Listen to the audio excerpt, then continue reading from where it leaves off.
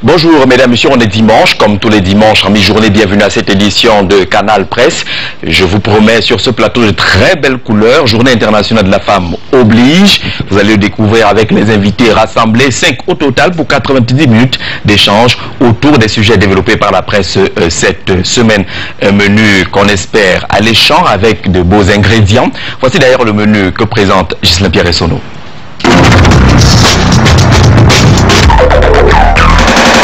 Irritation allyrique et coup de banc en quoi banc. De fait avec ou sans commune mesure qui donne à réfléchir. L'histoire retiendra qu'il y eut 2 listes d'admis pour le même concours. Petite précision cependant, sinon apparemment méritants, ont sauté de la deuxième liste au profit des fils à papa.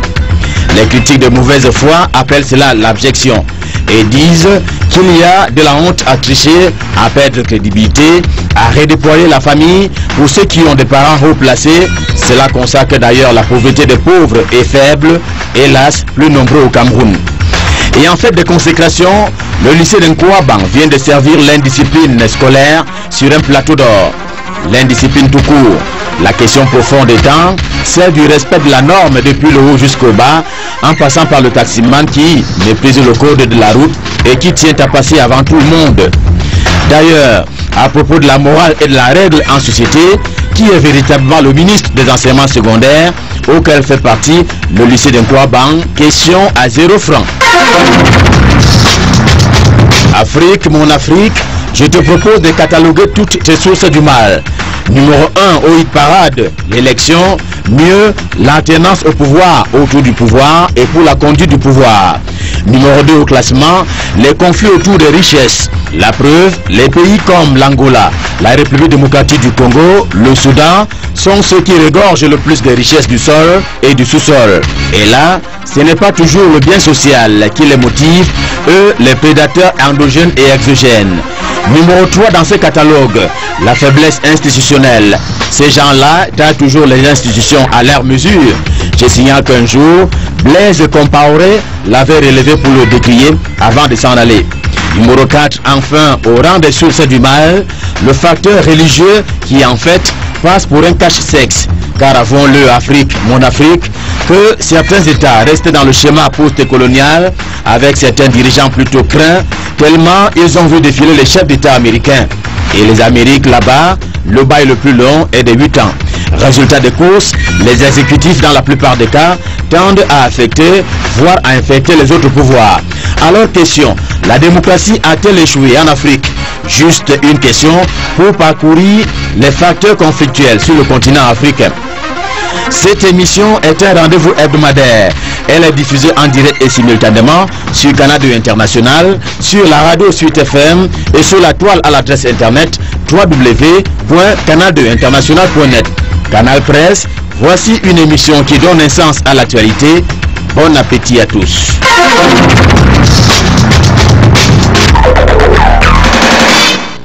Merci Ghislain Pierre Essonneau pour ce menu. Numéro 5, on ajoutera la circulation des armes parce qu'on va beaucoup parler d'armement dans ce programme. Et bonne journée internationale de la femme à celle qui vous donne toute cette inspiration, Ghislain Pierre. Invité sur la table du débat ce dimanche, nouveau visage et certainement nouveau profil. Simon Tedga, il est écrivain. Il travaille beaucoup comme consultant dans les systèmes de défense. Monsieur Tedga, bonjour et bienvenue. Bonjour Monsieur Jean-Jacques. Vous ne vivez pas au Cameroun. Bonjour à vos téléspectateurs aussi. Voilà, vous ne vivez pas au Cameroun. Vous êtes l'auteur du livre, le dernier, on va en parler, qui parle beaucoup des relations entre l'Afrique, la France, qui relève quelques paradoxes, mais également des dysfonctionnements de ces relations depuis une 50aine d'années. Pourquoi cet intérêt aujourd'hui? Cet intérêt présent tout le temps, je pense que ce n'est pas aujourd'hui seulement. Nous avons une vieille relation avec la France. C'est une relation que nous devons revisiter à chaque fois. Comment la revisiter? Elle est vaste quand même, cette relation. Elle est vaste dans le temps, mais on voit que les effets de cette relation sont toujours les mêmes. Ce qui fait qu'on n'a pas tellement à travailler pour corriger ce qui ne va pas. Quels sont les mots qui caractérisent le mieux les relations entre l'Afrique et la France? Est-ce qu'on peut avoir un lexique qui nous situe un peu? Moi, je pense, alors ce qui caractérise le plus, c'est la soumission. Soumission. Voilà, je pense que nos États sont soumis. Ils n'ont jamais cessé de l'être. et que la France qui... Mais dans les traditions qui africaines, la soumission n'est pas forcément négative, dans nos traditions. Non, alors si vous voulez qu'on parle de tradition, je pense allons-y, on a retenu on parle de tradition, mais je pense que vraiment le grand mal pour nous, c'est que nous soyons soumis face à une puissance qui n'est plus tout à fait la même et qui a des difficultés par ailleurs au sein de l'Europe, dans ses propres problèmes économiques, et nous restons toujours soumis alors que cette puissance n'a peut-être plus les moyens d'exercer son influence. C'est vraiment ça le drame. Alors le livre, c'est un livre de propagande ou un livre scientifique? C'est un livre qui rapporte ce qui s'est passé lors du cinquantenaire, puisque j'étais impliqué. Je ne vais pas le dire à chaque fois. Donc, il me revenait de dire ce que j'ai vécu, mais en même temps de montrer une facette de cette relation au travers ou bien sous le prisme de ce cinquantenaire qui est dans l'objet de mon livre. Cinquantenaire à la demande de la France. Célébré en Afrique à la demande de la France. Non, c'est pire. Enfin, mais c'est même pas ça. C'est une association dont je fais partie qui a demandé l'organisation du cinquantenaire des indépendances africaines. C'est quand même grave. C'est-à-dire que vous avez les chefs d'État qui ont l'impression qu'on les invite, alors qu'en fait, c'est leurs concitoyens dans une association qui demande à Sarkozy, au président Sarkozy, d'organiser un cinquantenaire. C'est ce qui s'est passé. Je suis acteur de ce cinquantenaire. Le livre est à lire absolument. Merci Simon Tedka d'être venu sur le plateau de Canal Presse. On annonçait de très belles couleurs, illustrations. Le professeur Aboya Manassé Ndong. Bonjour. Bonjour Jean-José et bonjour à tous les téléspectateurs de Canal 2 International. L'écran renvoie ces jolies couleurs.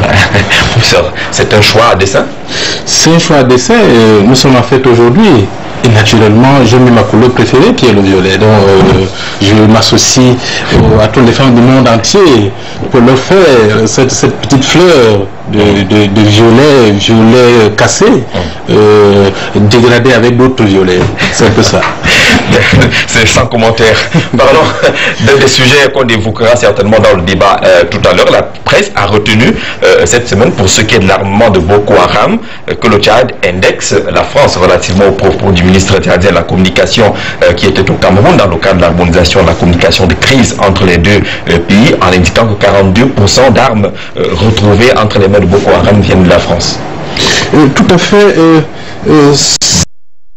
Qui a été mise en exergue par le ministre tchadien a tout de même permis directement aux Camerounais et Tchadiens d'indexer la France comme étant derrière Boko Haram. Même si le ministre par ailleurs dit qu'il n'indexe personne, c'est juste les faits. Voilà, mais je pense que c'est une erreur de communication. Les peuples ont besoin d'être guidés, les peuples ont besoin d'être éclairés, les peuples n'ont pas besoin d'être canalisés dans la perspective de la haine.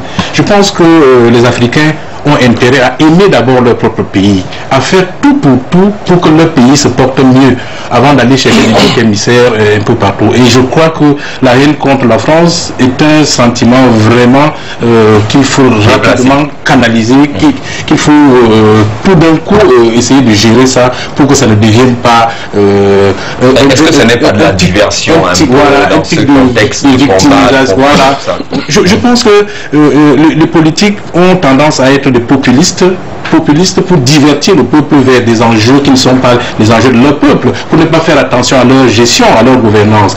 Alors qu'aujourd'hui, plus que jamais, les Camerounais doivent être retournés vers eux-mêmes pour essayer de gérer ce qui ne va pas, de manière à se projeter dans un État régional dans quelques années, après avoir consolidé l'État-nation. Or, l'État-nation est encore un problème. Nous devons apprendre à aimer nos pays, à nous aimer, à faire tout pour que ces pays puissent se développer de manière équilibrée, que de s'évader dans... On retient que c'est une erreur de communication. Voilà, une erreur de communication. Bakary a indiqué que cela ne veut rien dire. Il ne faut pas s'attarder sur ce genre de parenthèse, mais qui relève quand même des faits. Alors le bâton de commandement est là. Il est habituel. Les couleurs ne sont pas très habituelles. Denis, bonjour. Bonjour Jacques. bonjour à tous ceux qui nous regardent venir.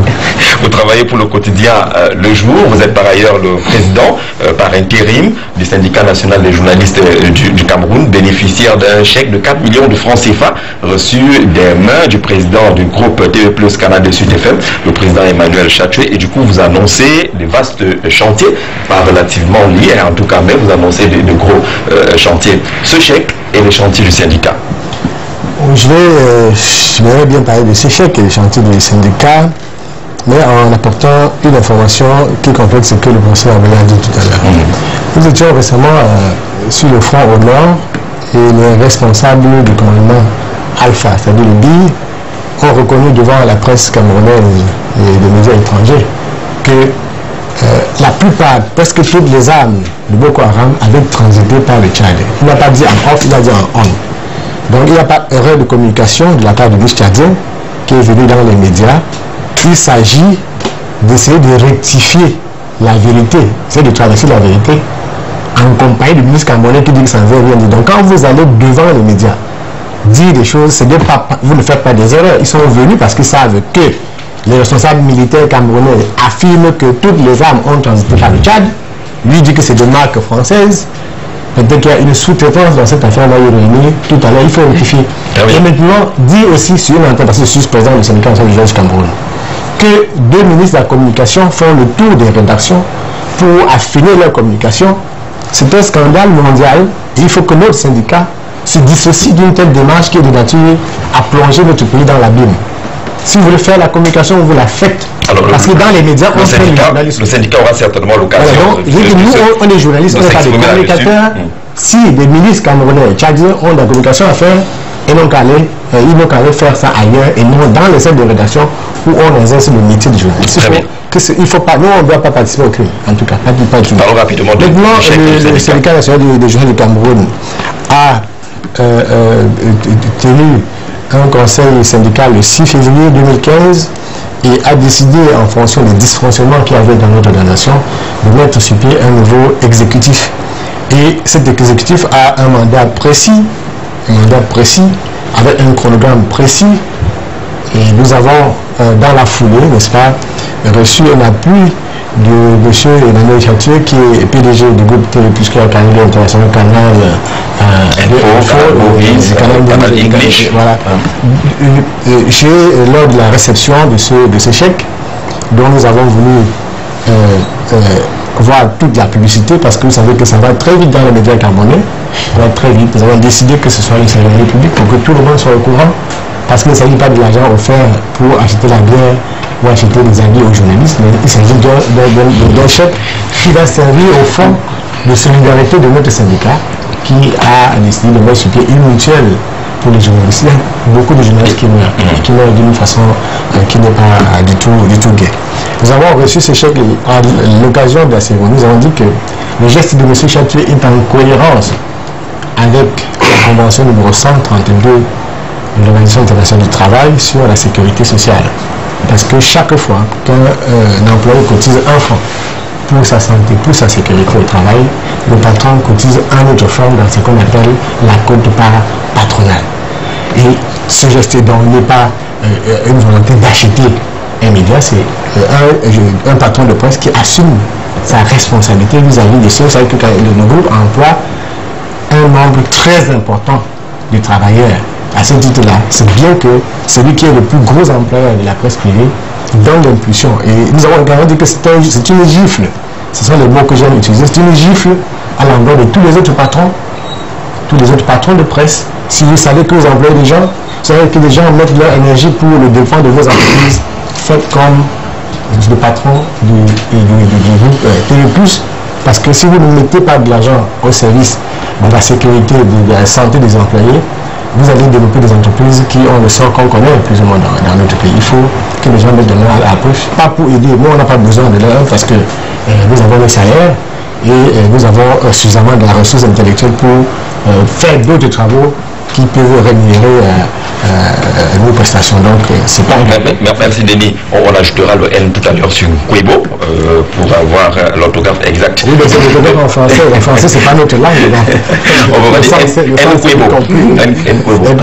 Maximilien Ngombe, vous êtes de la société civile, président du réseau des associations de défense des droits de l'homme pour toute l'Afrique centrale. Bonjour et bienvenue. Merci Jean-Jacques. Merci à tous les panélistes, téléspectateurs. Bonjour. Bonne fête des femmes. Les droits des femmes. Vous n'êtes pas au défilé? Non, la journée internationale de la femme, c'est pas le défilé. C'est une revendication. Je suis en train de faire une revendication sur le plateau. Ça va. C'est aussi une manière de commémorer cette journée. Rapidement, vous, des droits de l'homme, quel est le regard que vous jetez par exemple sur le conflit, la lutte contre Boko Haram? Est-ce que les droits de l'homme s'expriment? Oui, vous savez que je me suis... le rédac s'est exprimé 2 fois et cela a coûté au rédac les foudres. Au point où on a demandé que 2 personnes soient brûlées et que le rédac, le bureau même soit brûlé. Bon. Mais je sais aussi que ça a été très très bien reçu parce qu'on est dans notre rôle. Mais je voulais dire que j'ai participé à une réunion de la commission politique de l'Union africaine à Dakar, parce que je fais partie quand même d'une des experts membres de la commission politique sur la démocratie, la gouvernance et les élections de l'Union africaine. Le thème c'était faire taire les armes en Afrique, l'horizon 2020. Ça s'est passé à Dakar. Il y avait 3 défis à relever. L'alternance politique, c'est comme si le reporter y était. Quand je suivais ça, je me disais, mais dis donc, où est-ce qu'il allait chercher ça? De toute façon, je ne lui ai rien dit. Il y avait la religion.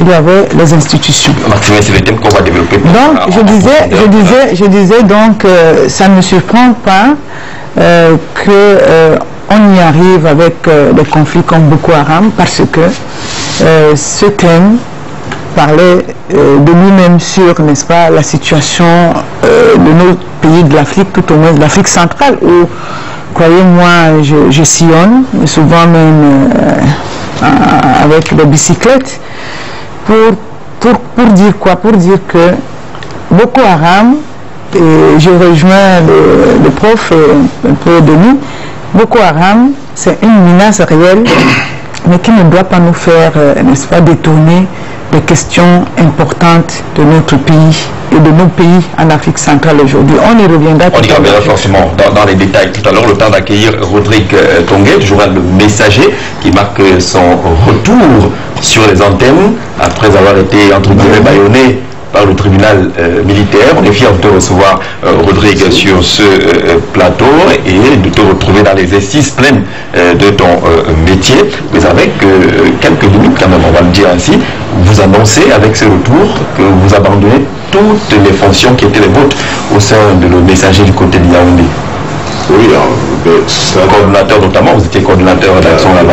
Oui, ça fait 1 an à peu près, je crois que c'était entre le 8 et le 9 février que j'ai quitté mes fonctions de coordonnateur régional du quotidien Le Messager à Yaoundé. Dans la foulée, j'étais déchargé de mes fonctions de chef du service politique de ce journal-là. C'était, je l'ai dit sur d'autres tribunes, je l'ai dit dans la lettre de démission, c'est parce que à un moment donné, il a existé une crise de confiance entre celui qui m'a nommé à ce poste-là, dont le directeur de la publication, et moi.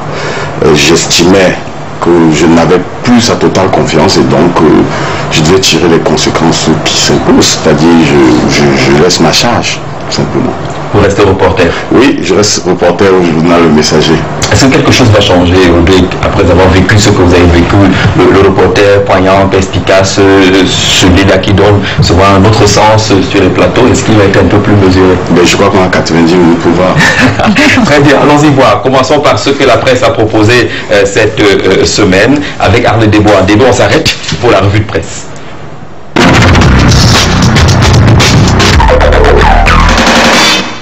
Les résultats du concours d'entrée à l'IRIC, ébranlés par un scandale. 2 listes de candidats admis en 2 jours. Au moins 6 noms de candidats déclarés admis à la première liste, portés disparus à la seconde liste. Les listes à problème sont à la une de Mutation qui fait une incursion dans les coulisses de ce scandale. Un scandale auquel se mêlent les politiques. Pour le jour, Nijon Fundi décrit les pratiques mafieuses odieuses qui ont cours lors de ce concours. Maurice Kamto exige l'admission des 6 candidats lésés. La nouvelle expression s'appuie d'ailleurs sur la sortie du président du MRC. L'éminence grise des universités s'indigne d'une pratique choquante en République et demande à la justice de sévir. Pour les perviers, cette affaire n'est autre que de l'imposture. C'est d'autant plus qu'on est au 3e scandale consécutif autour de tripatouillage sur l'admission à la filière diplomatie de cette prestigieuse institution. Émergence demande des démissions et que les auteurs de ces pratiques fâcheuses et honteuses soient sanctionnés avec la dernière énergie. Du scandale des admis à l'IRIC, on est à la une de Ouest Littoral pour parler de l'autre scandale. À la présidence, celui-là est financier. Le gouvernement prend pour des sommes folles une assurance maladie pour 600 personnes. Membres du gouvernement, leurs épouses, enfants et assimilés, des hommes réputés pour le pillage du pays vont pouvoir se faire soigner, voire se faire évacuer à l'étranger aux frais des pauvres. Est-ce le premier plan d'urgence du président Paul Biya, s'interroge notre confrère. À l'heure où on parle de plus en plus de la protection de la fortune publique, il y a le danger qui vient du contrôle supérieur de l'État avec cet appel au peuple en vue de dénoncer tout aspect d'enrichissement illicite, voire suspect dans leur entourage. Pour l'anecdote, c'est un appel qualifié de honte pour certains analystes qui pourraient bien servir d'arme fatale pour des règlements de comptes politico-administratifs. Lutte contre Boko Haram marquée par la visite de travail au Cameroun cette semaine du ministre tchadien de la communication avec cette révélation: 40% du matériel de guerre utilisé par les combattants islamistes est de fabrication française. Il y a également, selon The Sparks, cette rencontre au sommet entre Denis Sassou Nguesso du Congo, Théodore Obiang Mbazoro de Guinée équatoriale et Goodluck Jonathan Ebele du Nigeria.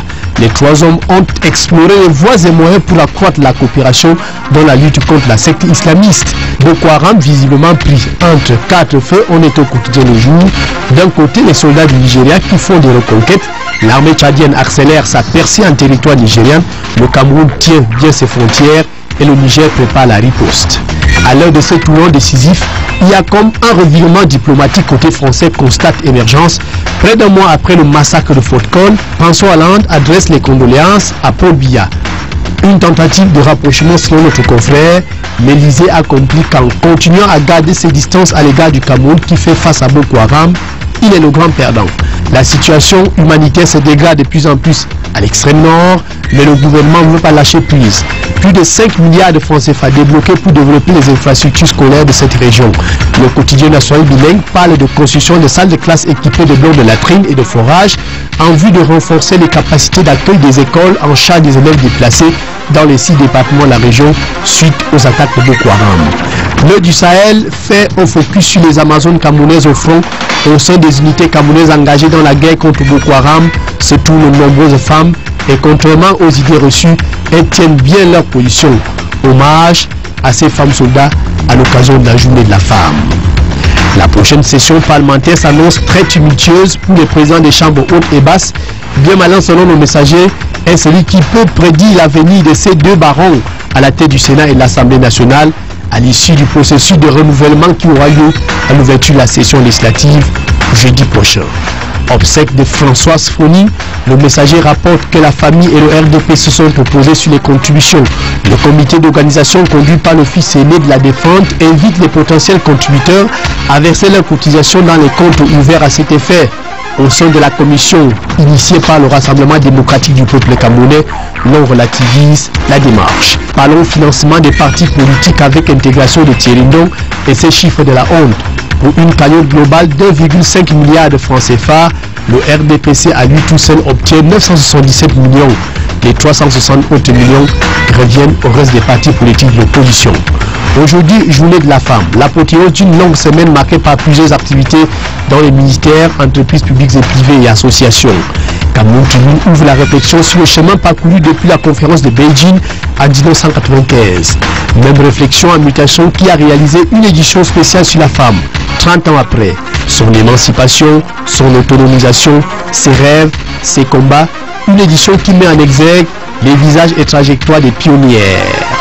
Parmi les pionnières justement, Chantal Biya, la première dame, auréolée de son canal d'or. Prix spécial mécène pour sa contribution à l'émergence de la culture camerounaise. Les PV dit d'ailleurs qu'avec la présence de la première dame, la 10e édition des Canards d'Or a été un succès total. À dimanche, si plaît à Dieu.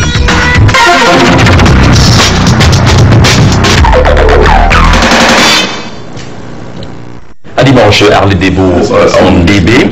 La presse a beaucoup parlé de Nkwaban, le lycée. La presse a parlé de l'élite également. Le premier sujet nous parle de ces violences scolaires. On met tout cela entre guillemets. Parlons justement de Nkwaban.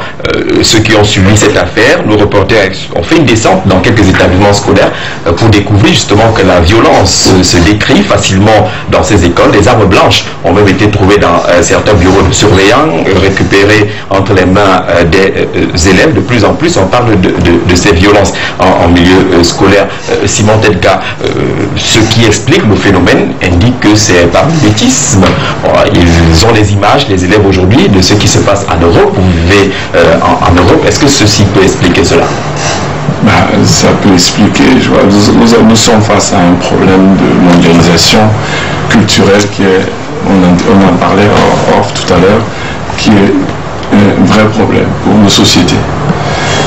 Je crois qu'on ne peut pas échapper à cette dérive, je peux appeler ça dérive, c'est-à-dire que nous essayons de faire un petit peu ce que nous voyons ailleurs et qui ne correspond pas du tout à notre société.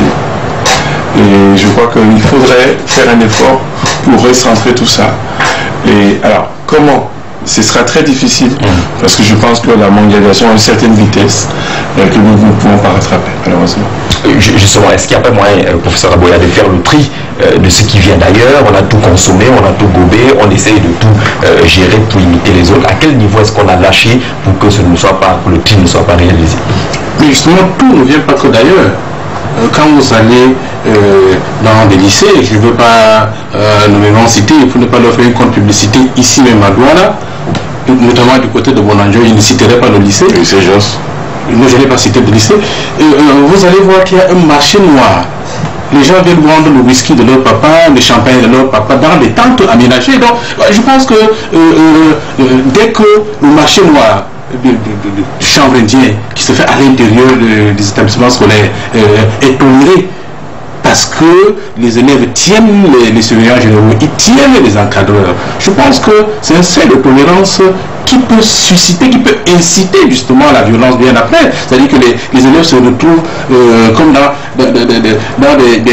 des camps d'entraînement à la violence. Ils se partagent les bonnes pratiques, ils se partagent les ingrédients de cette violence-là à ciel ouvert. Donc je pense que nous ne devons pas toujours dire que cela a été imité de l'extérieur. Et c'est que un sondage indique que les élèves suivent beaucoup les chaînes de musique, les chaînes étrangères.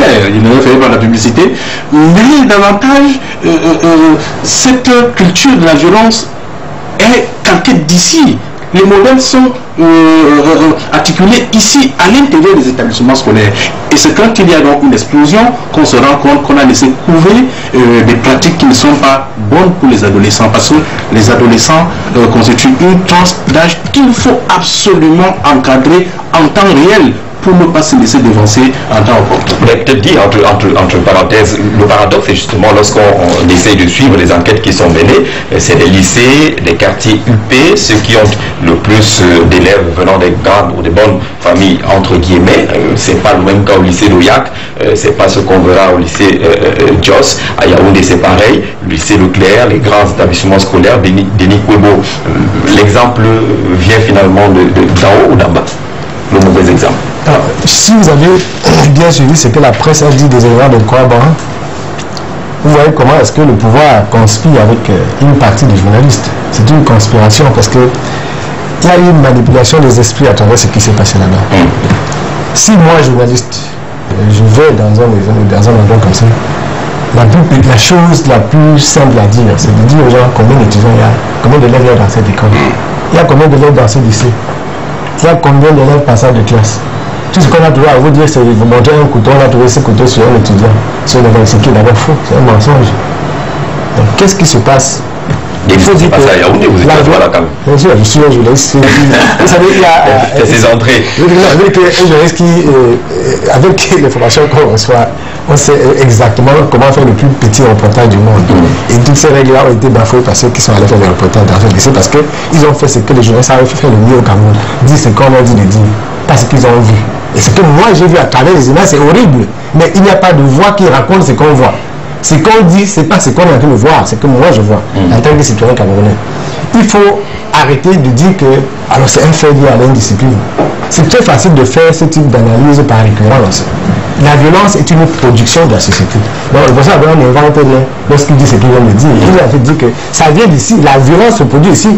La violence qui est au Cameroun ne peut pas être produite en France. Elle est produite par la société camerounaise. C'est pour ça qu'elle se vit ici. Vous avez bien fait de parler de familles.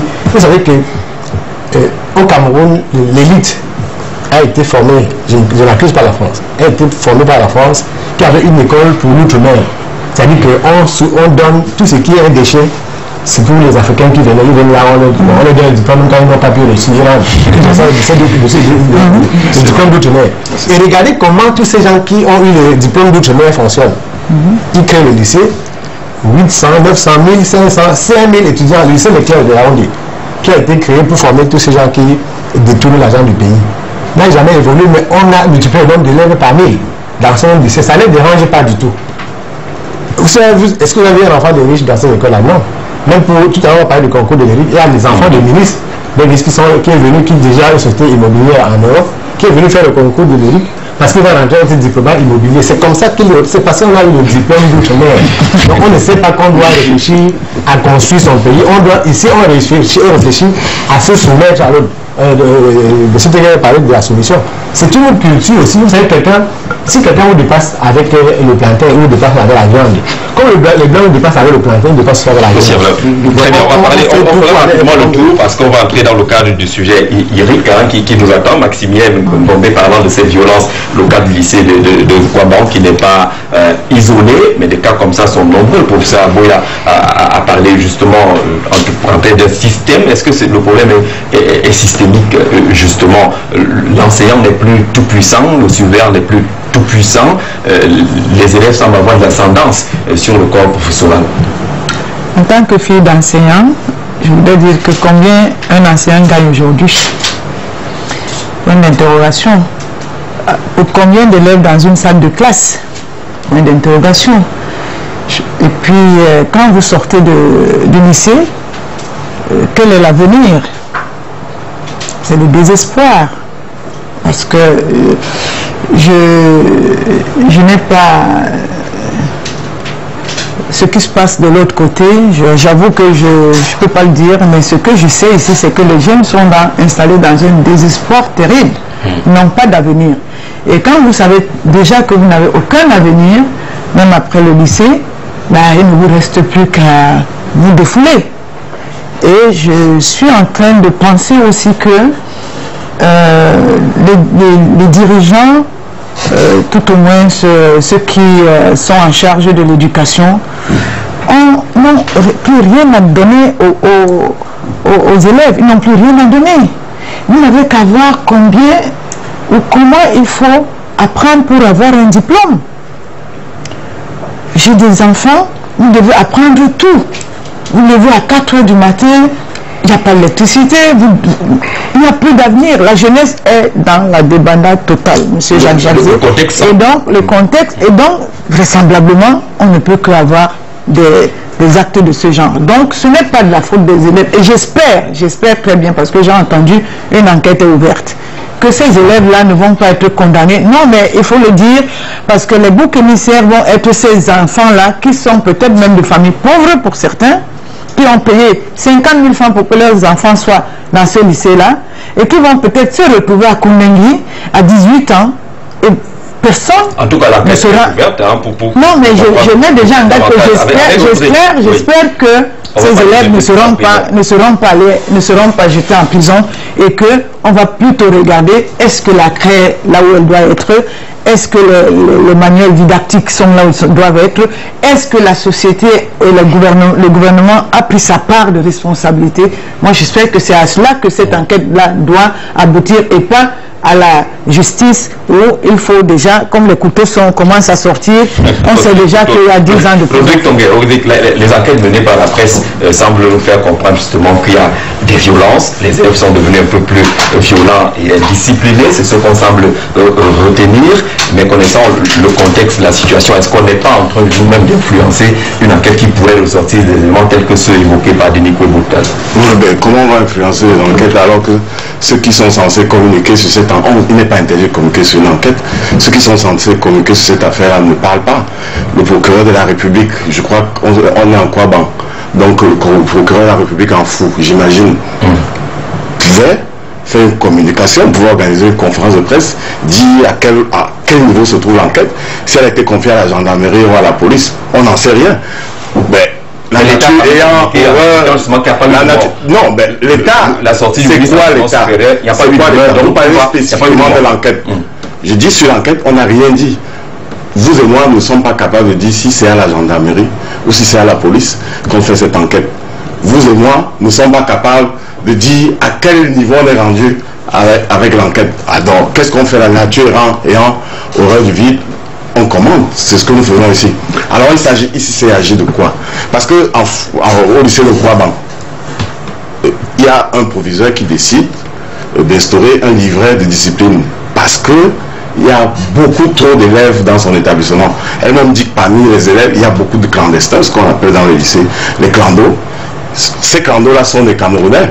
Ils ne vont pas aller, parce qu'ils n'ont pas d'établissement scolaire, dans un collège privé de la place. Non, ils vont vers un établissement public qui est là pour accueillir normalement. Si on avait à bâtir une carte scolaire au Cameroun, normalement, tous ceux qui habitent aux alentours de Kouaban, on devait fréquenter cet établissement. Mais est-ce que cet établissement a les capacités infrastructurelles pour recevoir les habitants de Kouaban? Non. Il y a le ministre Famno qui se contente, lui encore, qui se contente. Je vous dis que avant 82, c'est-à-dire avant l'arrivée de Paul Biya au pouvoir, il y avait 2 ou 3 lycées à Yaoundé. Aujourd'hui, on en a une centaine dont c'est réussi. Mais il ne fait pas le rapport entre la montée démographique et la création d'infrastructures scolaires. C'est parce qu'il n'y a pas suffisamment d'établissements scolaires à Yaoundé qui a eu le crash de Kouaban.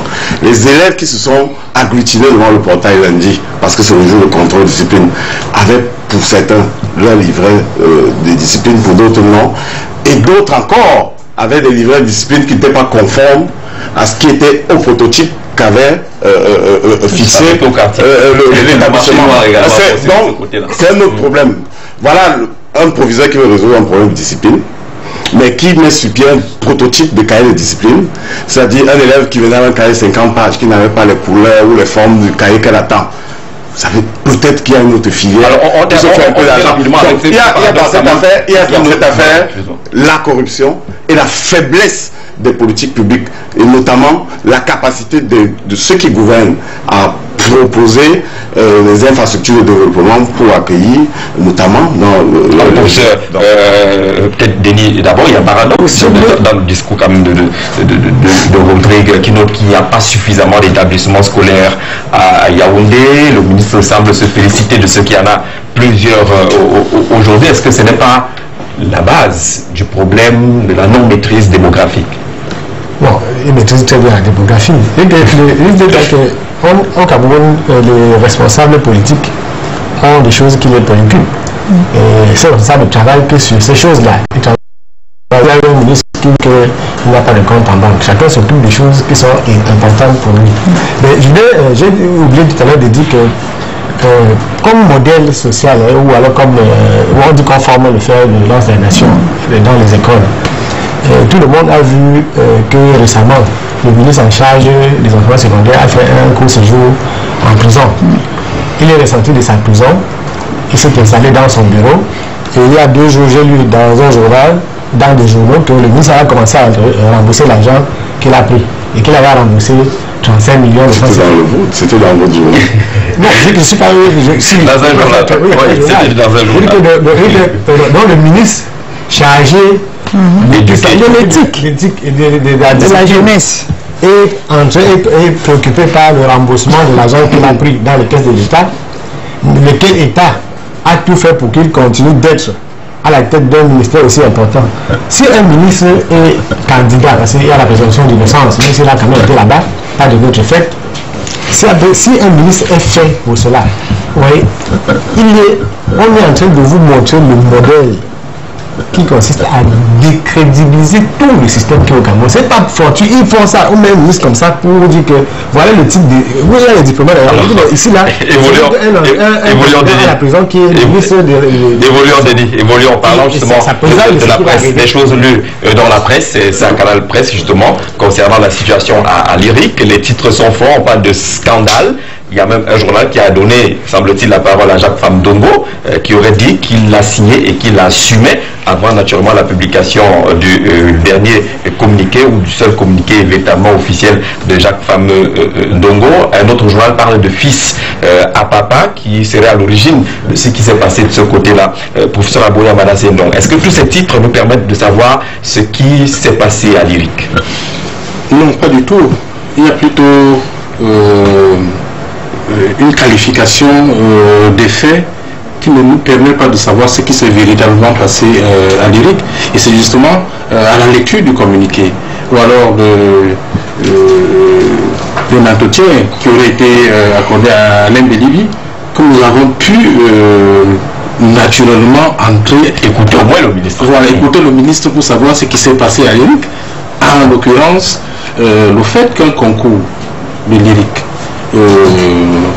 visant à recruter les étudiants au cycle de master professionnel en relations internationales aurait été publié donc le 27 février et le ministre s'est rendu compte que cette liste avait des éléments qu'on pouvait considérer comme étant des vices, notamment si l'on considère un acte administratif comme celui-là comme ne devant pas comporter ni vices ni quelques récriminations vis-à-vis des lois républicaines. Il aurait donc retiré cette liste-là, commis un jury spécial, le même jury, en l'occurrence le président qui est resté le même, le rapporteur qui est resté le même, le communiqué parle de ces deux éléments-là, parce que dans un jury, c'est d'abord le président et puis le rapporteur, qui aurait donc revu cette liste-là en l'ajustant aux lois et règlements de la République. En l'occurrence la Constitution, en l'occurrence la loi de 2000 qui régit les concours administratifs, c'était la loi d'orientation de l'enseignement supérieur. Donc cette liste-là aurait été ajustée parce que il y avait une seule région qui avait 7 admis sur les 15. La région du centre. Voilà, la région du centre. Et ce nouveau réajustement permet du coup des correctifs permettant à l'est, au nord-ouest. Même si l'équation devient difficile, il y avait 1 millier de candidats au départ pour 15 places. Donc voilà les faits. Les faits sont pas. On va y arriver. C'est ce qui est dit dans le communiqué de Jean-Claude Domé. Les faits, non, il faut préciser. Mais vous n'avez même pas laissé le professeur. Vous savez que le professeur, quand même, il a l'art de faire. Justement, c'est la fois où il s'exprime à travers ce communiqué. Allez-y, pour ça. Donc, voilà les faits tels que rapportés dans le communiqué et dans l'entretien accordé à la radio nationale. Ça veut dire quoi? Ça veut dire que c'est tout simplement un problème de remplacement d'une liste par une autre qui a été reçue avec autant de tapage dans l'opinion publique. Donc voilà les faits tels que rapportés de manière officielle par le ministre de l'Enseignement supérieur. Alors le communiqué du ministre précise bien les dispositions légales, constitutionnelles, la loi d'orientation de l'enseignement supérieur et souligne les avis qui indiquent justement que le ministre peut procéder à la rectification dans un délai de 120 jours.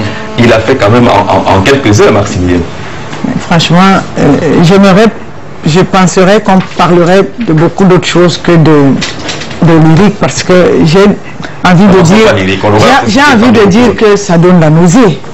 Avant cela, il y a des étudiants qui sont dehors, vous savez ça depuis. Il y a Batoum, 5e année de école normale supérieure, et puis tu as le Polytechnique, 5e année en train de finir leurs études, parce qu'ils auraient manifesté au campus par rapport à des cartes, je ne sais pas de quoi. Bon, moi j'aime bien le conditionnel que vous utilisez. Oui, j'utilise ça parce que je ne sais pas être dans le secret de Dieu. Mais qui sont dehors, hein, suspendus 2 ans. Les enfants qui ont fini. De quoi, et je suis et puis, laissez-moi aller jusqu'au bout, vous allez comprendre. Le premier acte qui les suspend dit fraude. Fraude plus ceci. Le deuxième acte, parce que le professeur Sam Famendongo n'avait pas très bien vu qu'il y avait fraude, il a reconsidéré l'acte. Toujours le professeur Famendongo. Moi, je ne sais pas, j'ose penser que qu'est-ce qui lui arrive. Il prend une décision où on met un enfant, fraude et incitation à la révolte. Il revient sur la décision en demandant à son recteur de changer l'acte pour dire maintenant plutôt incitation à la révolte. Parce qu'effectivement, il n'y avait pas de faute. Aujourd'hui, on est à l'IRIC. Non, voilà, maintenant on est à l'IRIC. Vous voyez que les mêmes causes produisent les mêmes effets. Voilà le professeur Famendongo qui suspend 2 élèves, réhabilite les 2 en suspendant, et au courant d'une liste, refait la liste, mais avec la même liste. Attendez. C'est un peu compliqué. Attendez, je sais pas. Il y a le ministre on est où là? Il a décidé au début de faire le mort.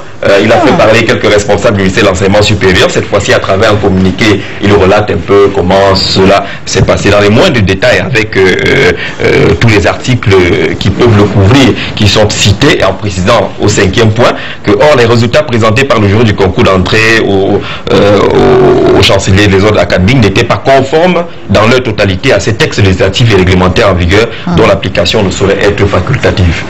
Mais je suis désolé que ce soit Famendongo, journaliste de formation,